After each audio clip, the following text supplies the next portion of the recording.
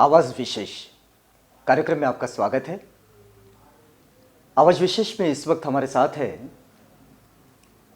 Mahabodhi society of Sri Lanka के Sanchi centre के जो प्रमुख रहे हैं पूजनीय भंते बानागल उपतिस्स नायक महाथेरो। एक बड़ा नाम है, नेशनल और इंटरनेशनल बुद्धिज़्म सेगमेंट में एक बड़ा विश्वसनीय और आदरयुक्त नाम है। हमने पिछले दिनों देखा कि सांची में जो बुद्धिस्ट स्कूल का निर्माण हो रहा है उस निर्माण में भी भंते जी की एक बड़ी भूमिका रही है और इस वक्त नागपुर में भंते जी आए हैं एक विश्व बौद्ध धम्म परिषद के परिप्रेक्ष्य में।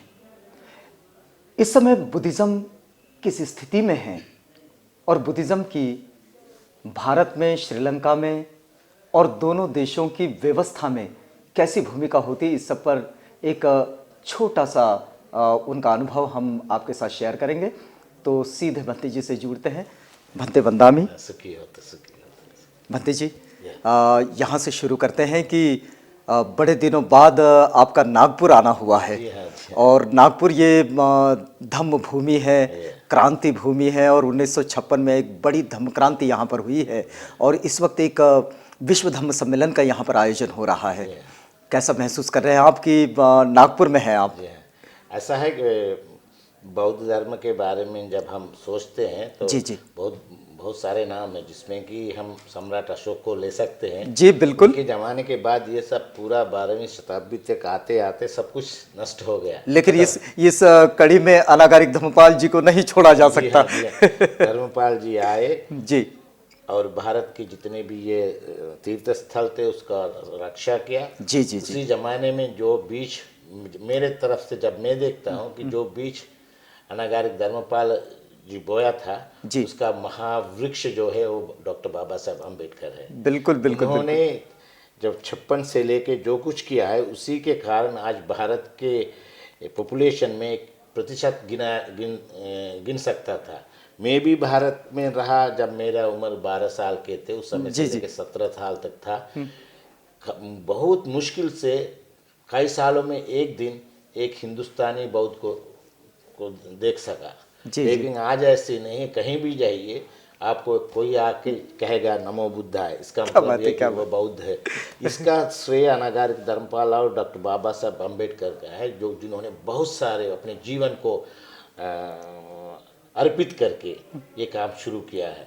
तो ऐसा लगता है कि भारत को दुनिया इसलिए हाथ जोड़ के ये श्रद्धांजलि अर्पित करते हैं, ये नहीं कि यहाँ पर गंगा नदी है और कुछ है, इसीलिए हाथ जोड़ते हैं कि ये बुद्ध की भूमि है, बुद्ध की भूमि है और भगवान गौतम बुद्ध का जन्म यहीं हुआ था, यहीं रहा। उन्हें एक संसार को एक ऐसा दर्शन दिखाया और शांति का पथ। भंते जी, अभी सांची सेंटर पर रुकना होता है या अब पूरे समय श्रीलंका में है? वैसे साल में कई बार आते रहते हैं, जब भी आते तो 1-2 हफ्ता रह के चले जाते हैं। अच्छा। फिर भी क्योंकि अभी जो यूरोप में जो बौद्ध धर्म का प्रचलित हुआ ये भी उसी समय से शुरू किया, लेकिन ये सब चीज़ों का देखने के लिए जापान और यूरोप में जाना। जी कैसा महसूस कर रहे हैं? एक तो श्रीलंका को छोड़कर यूरोप की यात्राएं हो रही है, फिर अफ्रीका की भी यात्राएं हो रही है और फिर इधर एशिया में भी आप देखते हैं। ऐसा इस परिप्रेक्ष्य में आप एनालाइज कैसे करेंगे कि बुद्धिज्म कहाँ अब है? लेकिन जहाँ होना चाहिए वहाँ नहीं है। अच्छा। जहाँ बुद्धिज्म का प्रोग्रेस होना चाहिए वहाँ बहुत कम है। लेकिन इसका अभी विशेष तौर से 21वीं शताब्दी में बौद्ध धर्म की बहुत बड़ा डिमांड है। लोग इनको जानना चाहते हैं, क्या है, किस कौन है वो, भगवान बुद्ध कौन है, किस ढंग का है, वो भारतीय कौन है जो ये ऐसा दर्शन दिखाया कि पूरा विश्व आलोकित हुआ है। लेकिन ये पूरे हम विश्व में जो इस वक्त अराजकता देख रहे हैं, पूरी दुनिया आतंक के साए में डूबी हुई है और इससे ना श्रीलंका अछूता है ना भारत अछूता है। तो इन दोनों स्थिति में आप बुद्ध के दर्शन से जोड़कर कैसी बात कहेंगे? इसलिए कि ये जो संदेश जो है अभी कोने कोने तक तो नहीं गया है। अगर जो इस जहाँ ये संदेश गया है वहाँ पर शांति है, जहाँ तक पहुँच नहीं पाया वहाँ पर शांति। जैसे आप कह सकते हैं श्रीलंका एक बौद्ध देश है, क्यों ऐसा 30 सालों तक क्या रहा। जी, ये जी, कारण अलग है, क्योंकि इसके साथ, इस धर्म के साथ ही साथ धर्म है, उनको मानने वाले हैं, लेकिन न मानने वाले एक लोग भी है। मतलब एक जिसे हम देवदत्त प्रवृत्ति कहते हैं वो बिल्कुल भी बिल्कुल, होती है। भगवान के ज़माने में भी थे देवदत्त जैसे, जी, इसीलिए जी, जी। ये जिसे हम टेररिस्ट कहते हैं उसको भी शांति का पथ पर ले आने का मार्ग भगवान बुद्ध के दर्शन में ही है। जी, जी। लेकिन भंते जी, आपको क्या लगता है कि जैसा कि आप भी एक चिंता व्यक्त कर रहे हैं कि ये बात प्रचारित नहीं हो पाई, लोगों तक जा नहीं पाई। इसीलिए अभी जो आज जो नागपुर में कल जो हो रहा है, जी। जो सम्मेलन, उसी के लिए कुछ दवाई दे रहे हैं। अच्छा। क्योंकि उसको मार्गदर्शन कराने के लिए और इस समाज के लोगों तक ये मैसेज पहुंचाना है कि अब आप लोग सोते मत रहना, जाग कर देखिए, समझिए और कुछ करिए। उसे कहते हैं चरत बिक्खवे चारिका। जी, जी, जी। क्या भंते जी, ऐसा जोड़कर देखा जा सकता है कि जैसे श्रीलंका में सेमिनरीज है, बौद्ध भिक्षुओं के, मॉन्क्स के ट्रेनिंग सेंटर है, तो क्या वैसा भारत में ऐसी व्यवस्था बन जाए, या फिर महाबोधि सोसाइटी ऑफ श्रीलंका ऐसी कोई व्यवस्था बनाने जी हाँ, की ऐसा है कोशिश कि में है? अतीत में था, वर्तमान में शुरू हो रहा है। आप देखिए, अभी भोपाल जाइए, मध्य प्रदेश जी, जी। सरकार के साथ महाबोधि सोसाइटी के रिक्वेस्ट पर अभी बुद्धिस्ट यूनिवर्सिटी शुरू हो रहा है। जी, जी, अभी क्लासेस भी इस साल जनवरी 5 तारीख से शुरुआत हुआ है। जी। समय लगेगा उसको, 4 5 6 साल लगेगा। तो वैसे भारत में एक यूनिवर्सिटी से काम नहीं हो सकता, क्योंकि दिन प्रतिदिन में भगवान बुद्ध के दर्शन को जानने के लिए प्यासी है लोग। जी, जी। विशेष तौर पर नागपुर, इंदौर, माहो ऐसे जगहों पर उनके लिए एजुकेशनल इंस्टीट्यूट, जिसे परिवन कह सकता है, यूनिवर्सिटी कह सकता है, कॉलेज कह सकता है, ये बुद्धिस्ट यूनिवर्सिटी और बुद्धिस्ट कॉलेज की स्थापना होना चाहिए। इसीलिए यहाँ के नागपुर के बौद्ध उपासक उपासिकाएं मिलके जो धूमधाम से जो अच्छी तरह ये कर रहे हैं, उसको एक शक्ति दिलाने के लिए हम आए हैं। क्या बात है, क्या बात है।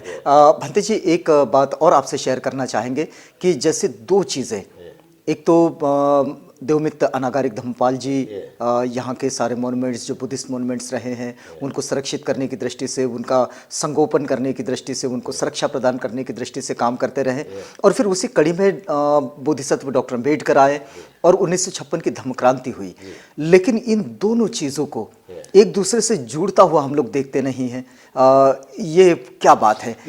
मुझे लगता है कि ये शायद ज़्यादा चिंता का विषय है। नहीं, ऐसा है, जो इतिहास को जानते हैं उनको सबको मालूम है, लेकिन जो 56 के बाद जो बुद्ध धर्म को ग्रहण किया है, उनको वो जानते वहीं से स्टार्ट होता है, लेकिन वो पास्ट को नहीं देखा है। अच्छा। इसीलिए भूला है। लेकिन अब लोग जानकारी लेने लगा, क्योंकि किताबें पढ़ते हैं, लोग जानते हैं इसका शुरुआत। इतिहास को जब जानना चाहेगा, स्टडी करना होगा, तो अनागारिक धर्मपाल जी को भूल नहीं सकता, क्योंकि उनका जी। बहुत बड़ा देन था। जिस मंच पर उन्होंने भगवान बुद्ध धर्म ग्रहण किया है, पंचशील किसने दिया?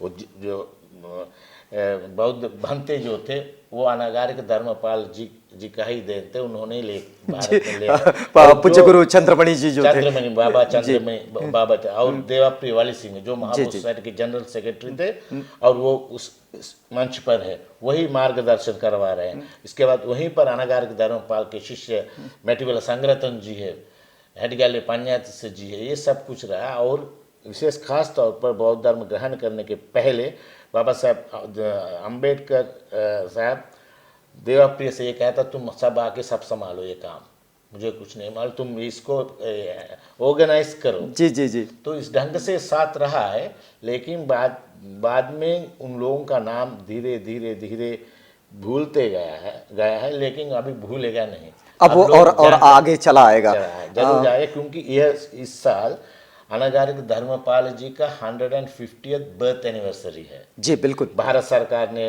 बहुत अच्छा एक स्टैंप निकाला है। जी जी। फर्स्ट डे कवर निकाला है राष्ट्रपति भवन में, और श्रीलंका में भी अनागारिक धर्मपाल जी का स्टैम्प निकाला है। और चंदू पाटिल जैसे उपासक जो भोपाल में हैं, जो काम करते हैं जी जी। वो लोग 24 घंटा इसी में लगा हुआ है, इसीलिए अभी कुछ ऐसा उज्जवल दिखता है। हाँ। सब पापस्य अकरणा जी, कुशलस्य उपसंपदा। मतलब कोई भी पाप कर्म न करना और अच्छी शिक्षा ग्रहण करना।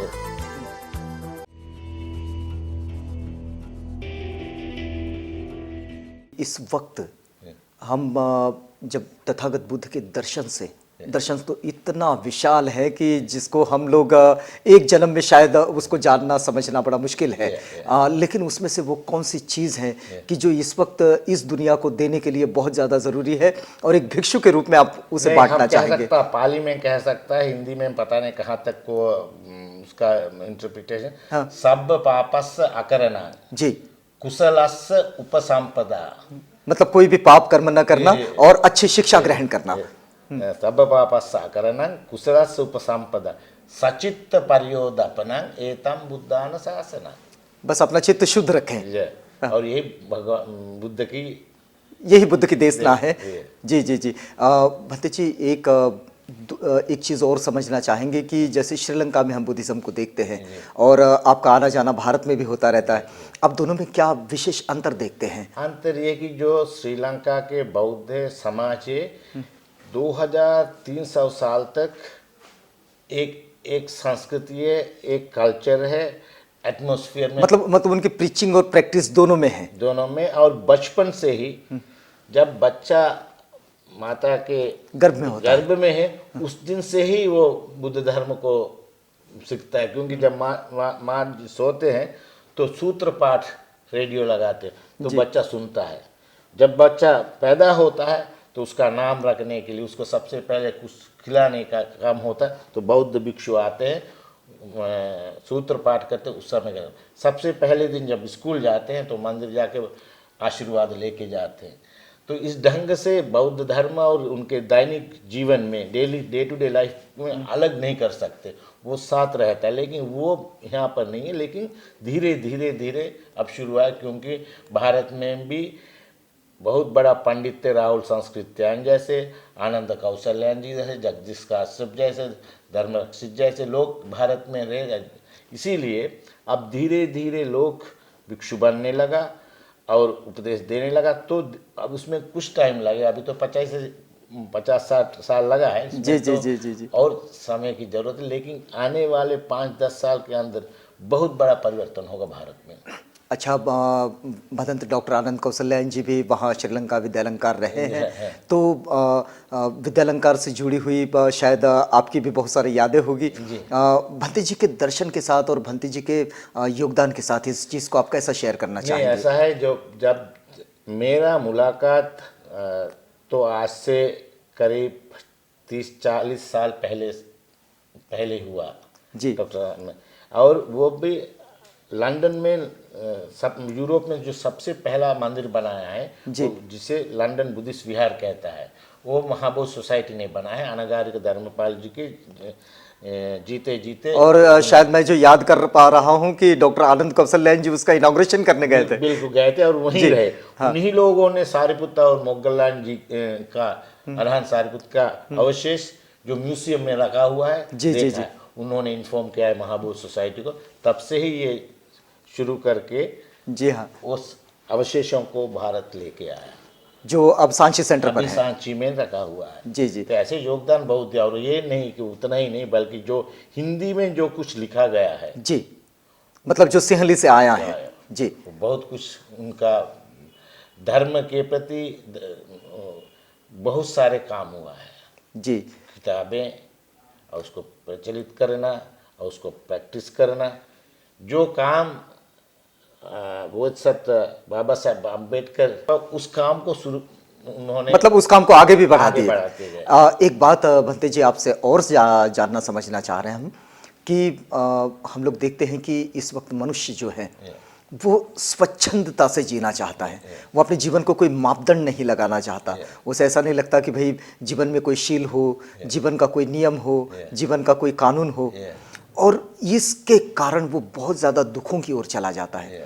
आप एक भिक्षु के रूप में इस बात को कैसे समझाएंगे कि जब तथागत कर्म के सिद्धांत को समझाते हैं या फिर विपाक को समझाते हैं, तो कैसे समझे इसे? ऐसा है, जो मनुष्य जो समाज में है, उनकी इच्छाएं बहुत ज़्यादा है जी।